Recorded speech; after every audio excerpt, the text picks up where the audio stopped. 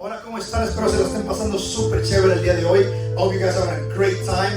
Mi nombre es Jorge Mercado, pastor principal de Iglesia 36. My name is George Mercado.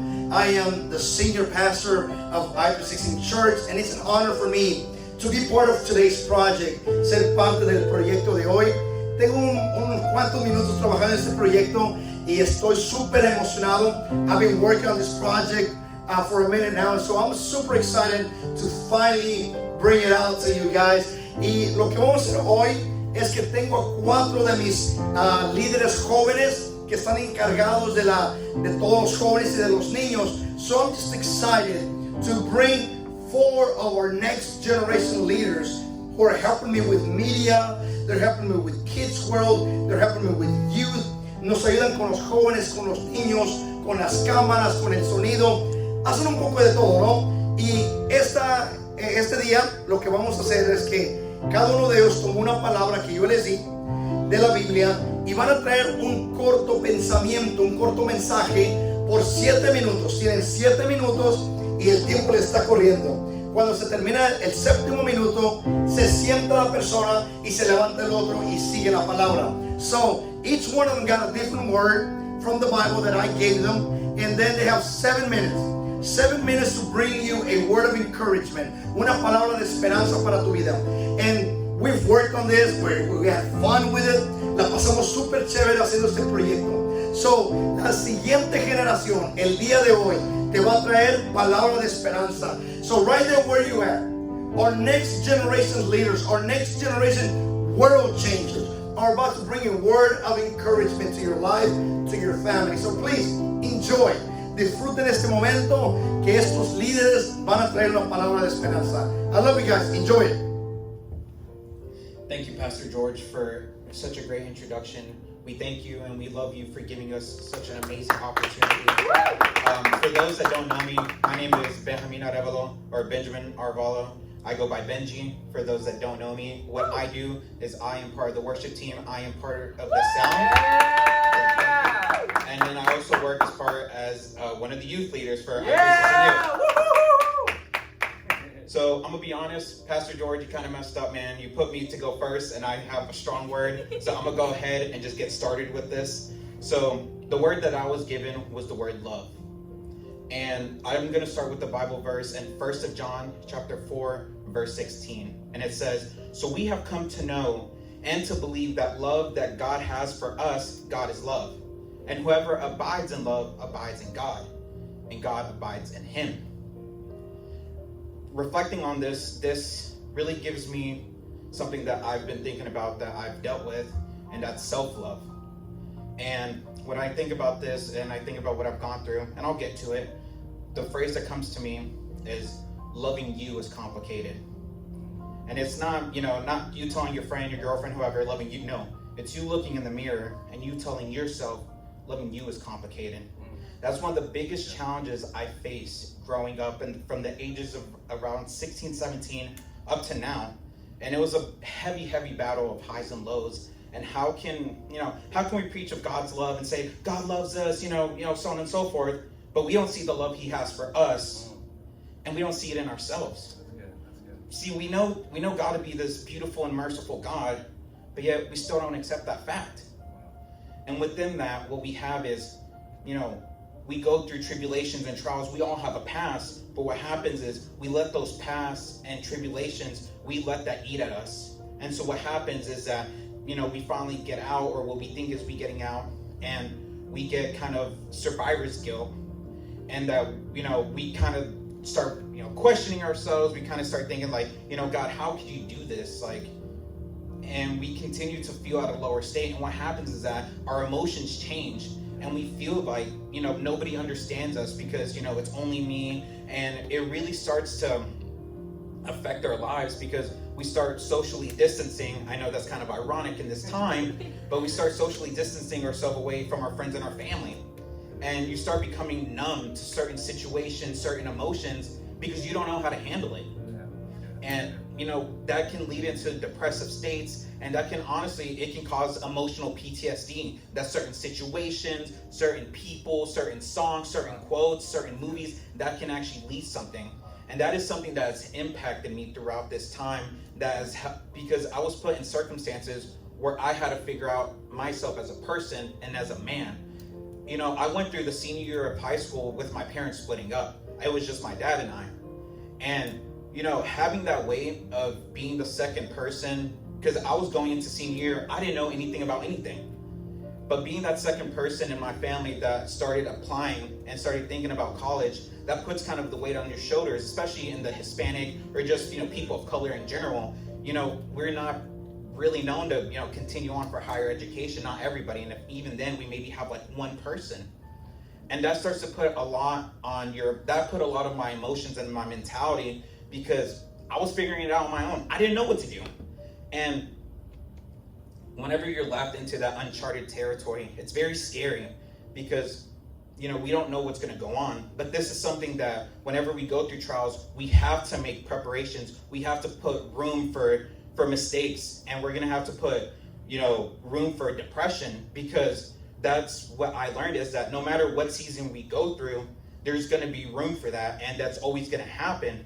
And I fell into some really tough times, because now I had to think about getting a job. I had to think about maintaining myself financially, a social life, school, and that really puts a big mental, emotional strain on yourself. And it put one big on me, because I didn't know how to handle myself. I mean, I would handle myself very poorly with my friends, my family, my girlfriend at the time. I would sometimes be really negative.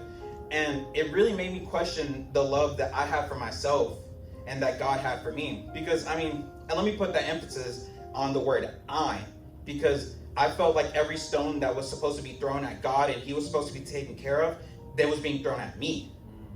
And I know I'm not the only person that feels like that. It's because it's a sucky situation. I'm just going to be honest. But throughout this time I learned how to love myself. And as cliche as it sounds, God really has a way of working at the most perfect time. He aligns certain situations. He aligns certain people to come in your life to start working on those feelings of hate, isolation. It really makes me think of, we're like the butterfly. First we start as a caterpillar, and what happens is, at least for me, I ate up a lot of that negativity. I ate a lot of those emotions. And what happened is that once that happens, you become a cocoon. And within that, that's where God starts working with you. Yes, you have all those, you have all those feelings, those emotions, but God does that, and I think Pastor George said this, but he does it to work on your perspective. Wow. Because, what God does in our trials, it's working on our perspectives. And that is what the quarantine is basically doing for us as well. I know it's a very tough situation. People are put financially, emotionally, in very tough situations. But this is what God has basically been able to do for us. He's been able to put us in a relatively similar situation of, hey, we're in our own cocoons. Let's take this free pass and start working on ourselves so that we can see everything as a blessing. Because the moment everything clicks, it's very beautiful. But the moment doesn't appear for everybody at the same time. What's going on with me isn't going to be the same as Pastor Tony or Ruth or Pastor George or whoever in the church. But the thing is that we're all going to hatch at different times. But while God is working with us, it's all going to be part of the process. Yes. An old friend of mine told me God doesn't promise us rainbows and sunshines. He promises a victory. Wow. Yes. And that's something that we have to continue to work on with ourselves, is to make sure that we stay fundamentally sane and we continue to work on ourselves. And I finished with this. In my life, I've seen and I experienced many emotions that not everybody faces by the age of 21. But church, I put this to you. What's inside your cocoon? What are you holding within yourself that is stopping you to going from loving you is complicated to I love myself? And I leave you with this. In Psalms 30 verse 5, and it's going to be the second half, weeping may endure for a night, but joy comes in the morning. Wow. Thank you guys. Wow. I love you. God bless you. Yeah. Thank you, Benji. Oh my God, estoy bien nerviosa. You got it? You got it? Oh my God, okay. So, sorry si hablo bien rápido. Es que yo de por sí ya soy cubana y me voy corriendo por esto. Parezco un tren, ¡pum! Voy directo. Estoy muy feliz, de verdad, de compartir con cada uno de ustedes. Gracias al Pastor Jorge por darnos la oportunidad a cada uno de salir de nuestra zona de confort. Me dio la oportunidad de salir de la esquinita del piano. Y para los que no me conocen, mi nombre es Ruth. Yo soy parte del worship team y también soy parte del Youth Staff.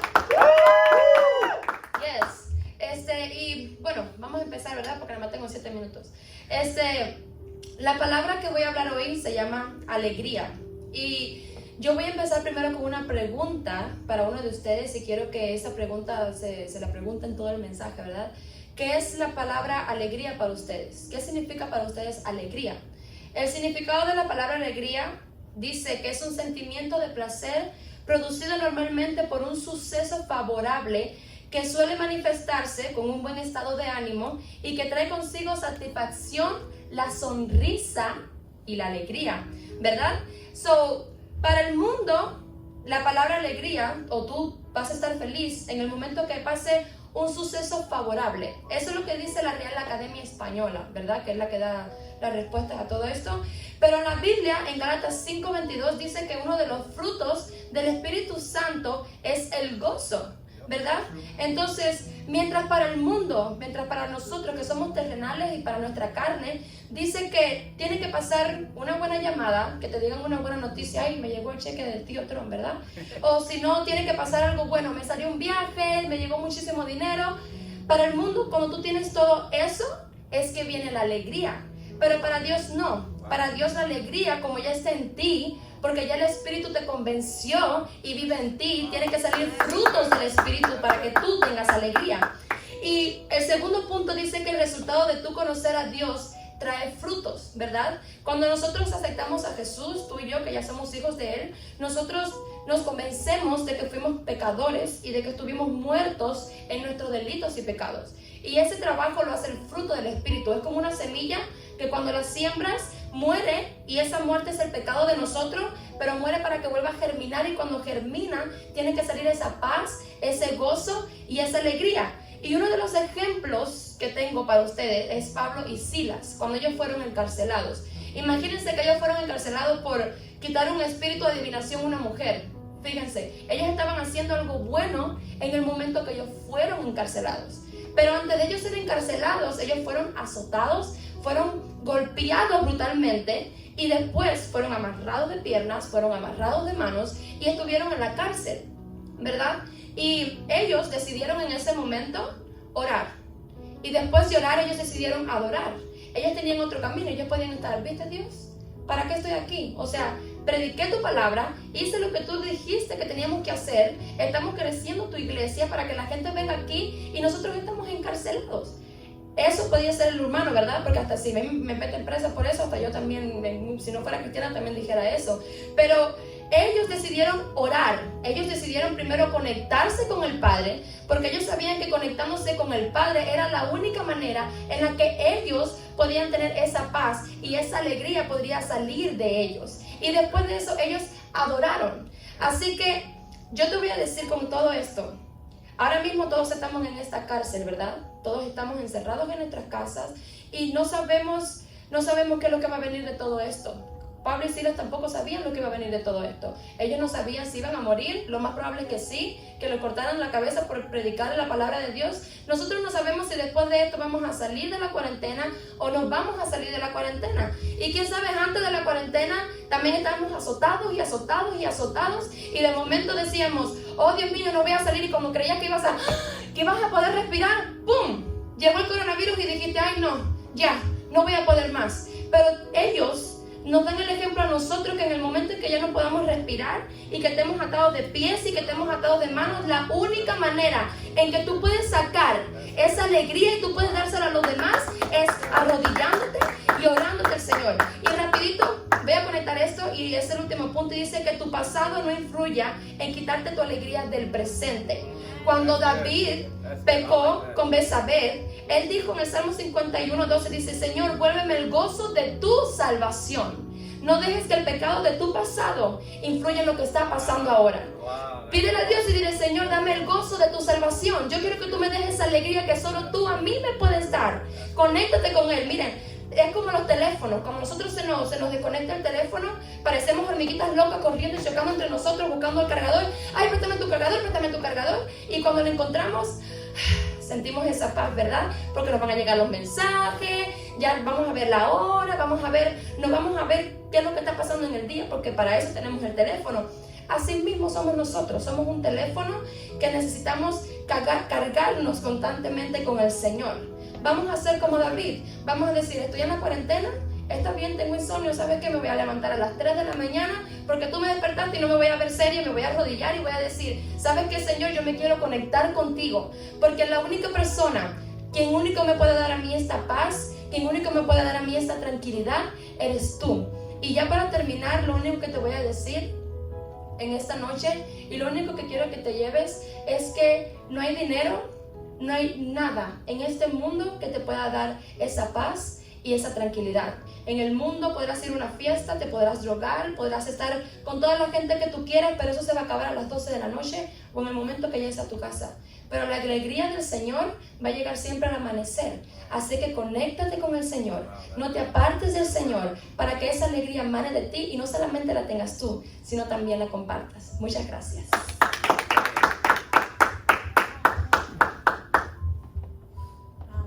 I'm nervous. You got it, girl. Woo. Okay, so if y'all don't know me, my name's Alondra del Mar. I am part of the 316 youth staff. Yeah! I also do the media. And I'm a teacher at Kids World. Yeah! So I'm really used to being behind the camera. So I am extremely nervous. Like, You got it. You got it. We got Look you. at que se me va a subir, pero it's okay. So I want to start by saying my word is faith. Who in here wears glasses? If you raise your hand, take them off.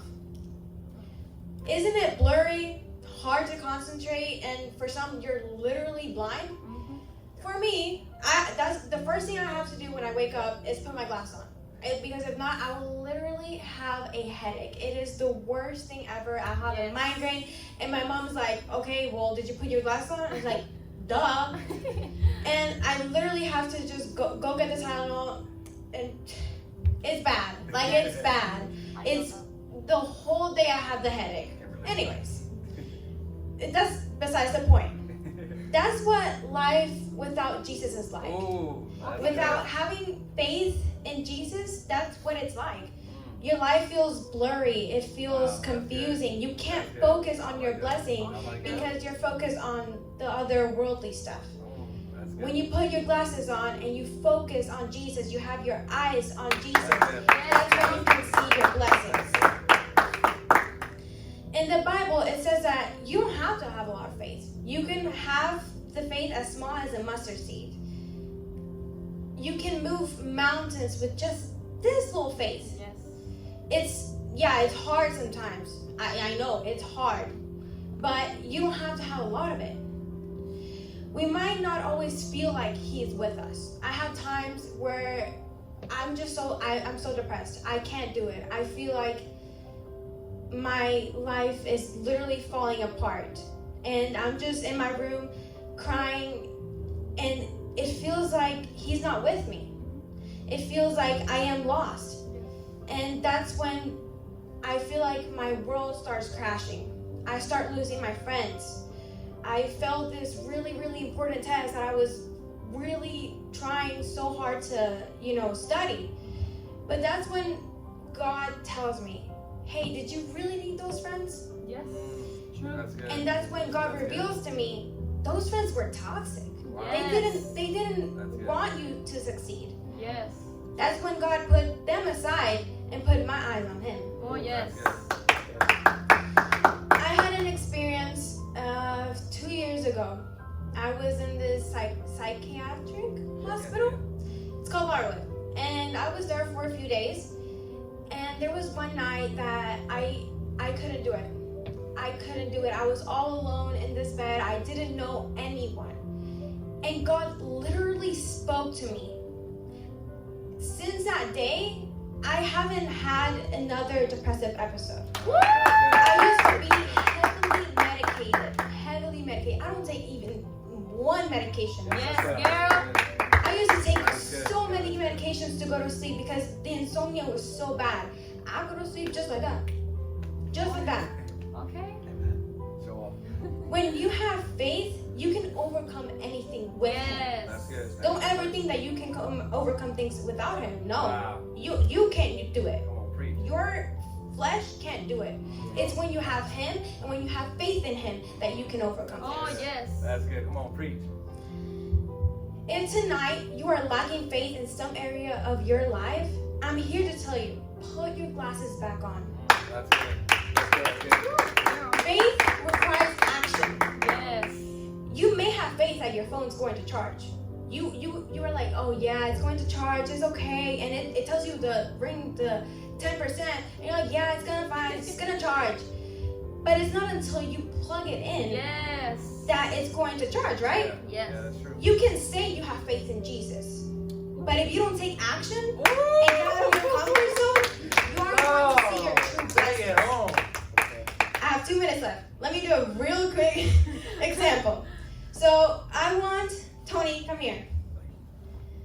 So everyone in here is going to say Tony's name. Close your eyes. Tony. Tony. Tony. Where am I standing? Around here. Yes. How did you know that? I heard your voice. We hang out a lot, so I could detect that. Yeah. So because we hang out a lot, he knew that it was my voice. When you hang out with Jesus, when you spend time with Jesus, when you read your Bible, that's when you can recognize his voice. Yes. That's when you can have faith in him. Now, I told you what faith meant, but now I'm telling you how you can have faith. Wow. That's good. Okay, you can sit down. Thank you. Put your glasses back on. Yes. Don't give up. Yes. Have faith in him. Amen. And have faith that he will get you through this. Amen. This quarantine is hard, I know. Yes. For those seniors, for those 2020 seniors, thank you. I appreciate you. You will get through this. Yeah. I know it's hard because you didn't get a prom, you didn't get to graduate, you didn't get to do such important things. But God has better plans for you. Amen. This is not the end for you. So if you're a senior, don't give up. Yes. God has better things for you. Yes. Amen. Put your glasses back on. Have faith. You got this. Wow.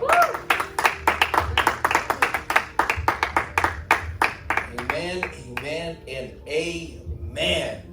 That was such a good word. Yes. So much for you being nervous, huh? Uh-huh. I can imagine how she's gonna be when she's not nervous, right? But oh my God, 2 women of influence and 2 men that represents men with purpose. Yes. And can I tell you, these words from just these 2 women are such an influential. I love that one. If you don't activate your faith, you gotta, in order to activate, you gotta put action into it. I love that. But man, that's such a good word. I wish I could rewind them and watch it all over again. It's like, okay, Pastor, you're procrastinating. Stop. Okay, I'm not procrastinating. But like Benji said, thank you, Pastor, so much for this privilege and opportunity. Thank God we have a pastor who believes in this generation. Yes. And not only this generation, but kids' world as well. We love you, Pastor. We love you. We surely do. And I'll get paid later for that. I'm just kidding. Okay, for those who don't know me, I'm Pastor Tony. I'm the kids pastor I'm the pastor for both Kids World and Youth. And I've been given the privilege and opportunity to have each and every one of these with me, to work with me, not for me, work with me, because together we're better together. Yes. And no matter what comes our way, we are here now. And the word that I've been giving was hope. And I want to talk about 2 different kinds of hopes. There's a hope we have in earth, and there's a hope that God and Jesus himself tells us to have. The hope that the world talks about is whenever you have a birthday coming up, when you're a kid, you say, oh, I hope I get that bike. I hope I get that PlayStation. I hope I get that TV. The older you get, it's like, I hope I get some new spoons. I hope I get some dishes because I'm losing them left and right, but you're not sure if you're going to get it. It's a 50-50. Your birthday comes up and you're looking for the bike, but it's not there. It's like, at least I pushed it, and nobody brought it to me. It's okay, I feel that pain. But also, I want to talk about the one that God gives you. The hope God gives you is that his hope comes with a promise. There's an attachment to it because his hope is unattainable and unfailing, that it comes with a promise and a guarantee. And I had the message already, but God at the last minute switched it up on me. So the story I want to talk to you guys about is about the prodigal son. Some of y'all may have heard of it, but those who haven't, it's about the young child of a rich man came to his father and said, "Dad, give me everything that is mine." He wanted what he thought what he deserved. In reality, he doesn't deserve anything because he didn't earn anything. Yes. But the father loved him. And we know the story that is many about the son going out and partying. And I love one of the texts where the messenger. I love the message right now. I'm reading that one and it says, it's very descriptive. I love it. But I want to focus on the father's view. Can you imagine your own child running away from home? Like the Bible never tells us, but I can imagine within that time, I'm pretty sure the father wasn't easy to give up what was his or what was available to him for his heir, for what he was going to get for when his father died. I can imagine like, "No, son, please stay. You got everything here. You don't have to worry about anything." And then go back and forth until finally he's like, "You know what, son, here you go. I just want to let you know I love you and I'm here for you." And the Bible talks about a lot about the son, but I don't want to focus on the son right now. I want to focus on the father. Now, I can imagine the father being sad that his son left, the son that he loved as well. And he was thinking, is my son ever going to come back?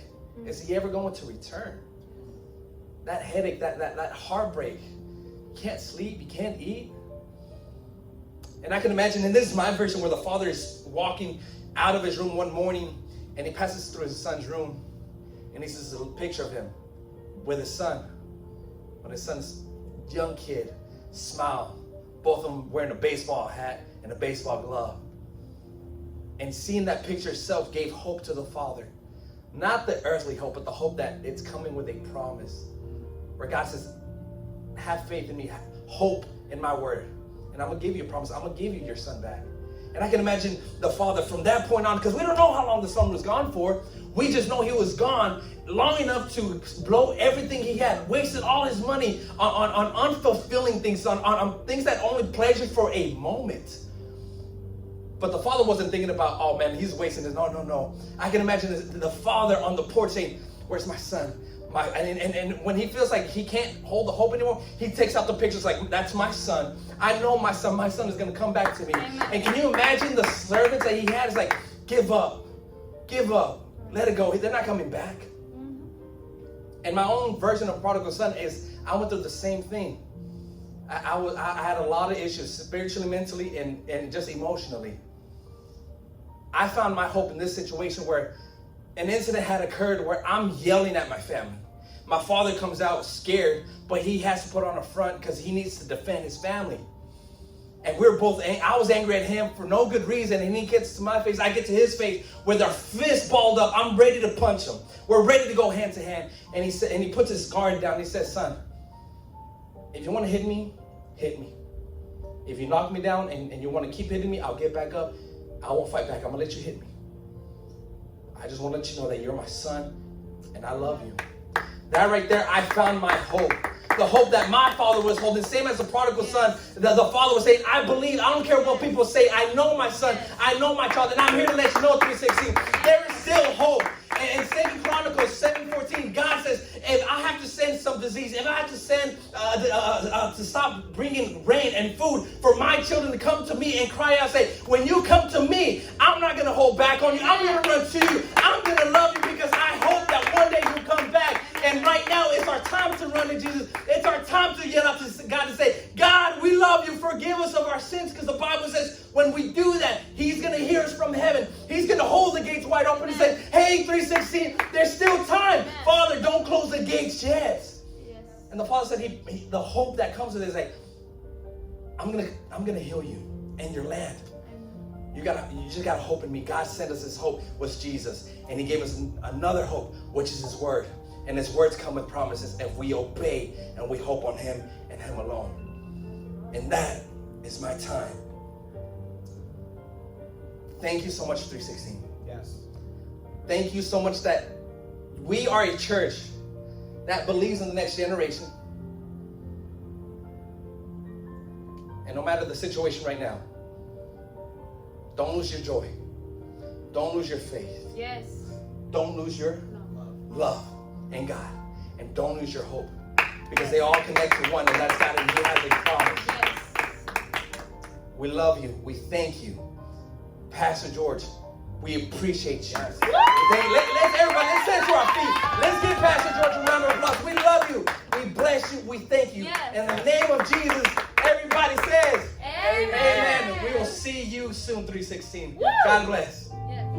Oh, espero que se la hayan pasado súper emocionado de lo que acaba de suceder. La verdad que estoy muy contento con lo que estoy viendo, con el crecimiento de esta iglesia. Ver cómo los líderes, la siguiente generación, está marcando la diferencia, no solamente en nuestra iglesia, en nuestras vidas, en nuestra comunidad, pero sigo declarando y profetizando que dentro de esta plataforma existen los que van a cambiar al mundo. Iglesia 316, estás llena de líderes de la siguiente generación que sigue marcando la diferencia. So, thank you so much, 316 Church, for not only believing and trusting me, but believing and trusting the vision. And now to see how encouraging these leaders are, and to see the next generation of leaders standing up and helping us change the world. What a blessing. So wait till the next tape. Hay otro tape que viene. So nos vemos la próxima. God bless you and I love you.